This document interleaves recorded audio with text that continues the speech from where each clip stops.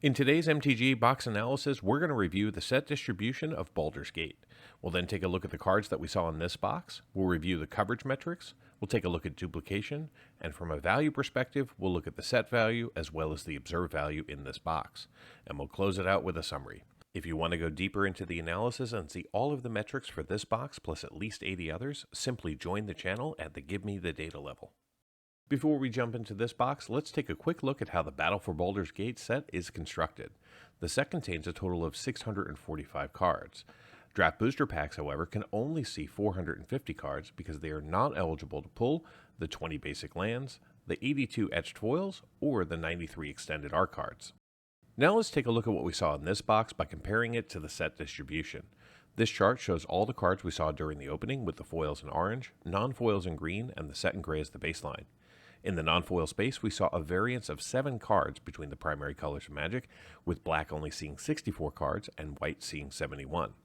In the foil space, we saw a total of 24 cards, 1 per pack. However, we didn't see any black or multicolored foils. And unfortunately, we didn't see any borderless cards in this box in either foil or non-foil. But I will say, out of the 6 non-basic lands that matter in this set, we did see 5. We only missed the Morphic pool. Moving into coverage, in the non-foil space, we saw 275 unique cards out of the 450 we were eligible to see. This gave us a coverage percentage of 61%.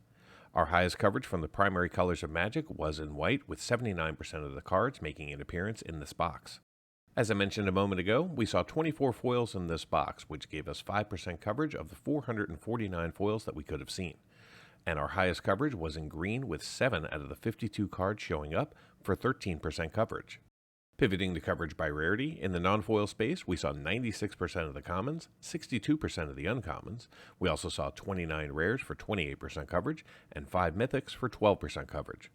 In the foil space, we saw 9% of the commons, 6% of the uncommons, no rares, but a single mythic for 2% coverage. In total, these 24 packs contain 29 rares and 6 mythics. Now let's take a look at duplication. Since this was a draft booster box, some duplication was expected. In this box, 141 cards were duplicated 181 times, giving this box a duplication rate of 38%. Despite this, we only saw 2 playsets in the entire box. Before we get into the value that we saw in this box, let's baseline with a look at the value of the Battle for Baldur's Gate set using prices from January 28, 2023. This chart shows all 450 cards eligible to be pulled out of a draft booster pack by dollar category and using non-foil prices. Of the 450 cards, 17 are currently valued over $10, 12 are valued between $5 and $10, and 38 are valued between $1 and $5. The remaining 383 cards are valued less than $1. If you were to add up the value of all 450 cards, you'd be looking at a total market value of $630.23. Now let's dive into the value that we saw in this box, starting off with the non-foils. In this box, we only saw 1 card valued over $10, and that was the Battle of Angels tier, valued at $12.60. Luckily, though, we did see 5 cards valued between $5 and $10, with most of them being those non-basic lands. We also saw an amazing 21 non-foils valued between $1 and $5. The remaining 429 non-foils in the box were valued less than $1. In the foil space, we didn't see any cards valued over $5, but we did see a few surprise foils valued between $1 and $5. And here's a look at the value that we saw broken down by rarity. Feel free to pause the video if you want to dig a little bit deeper. But basically, what this chart is showing you is the number of cards by rarity, by dollar category, and the total value of those cards. So in this box, we saw 6 mythics. 1 of them was valued over $10. 2, however, were valued between $5 and $10 for a total value of $11.03.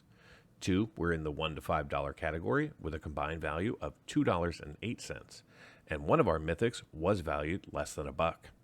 So how did this box perform? Well, I purchased this box from my local game store for $79.99. Today's draft booster box contained 24 packs with 20 cards each, allowing us to see 480 cards. The 24 tokens in the box have a market value of $6.88. The 24 foils in the box are valued at $11.05. And the 456 non-foils are valued at $139.27.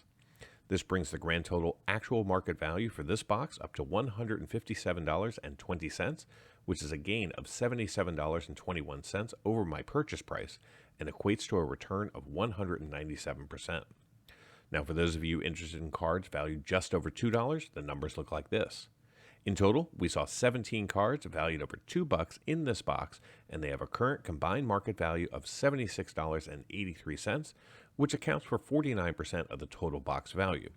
However, those 17 cards almost covered my cost for the box, which is pretty rare for a draft booster.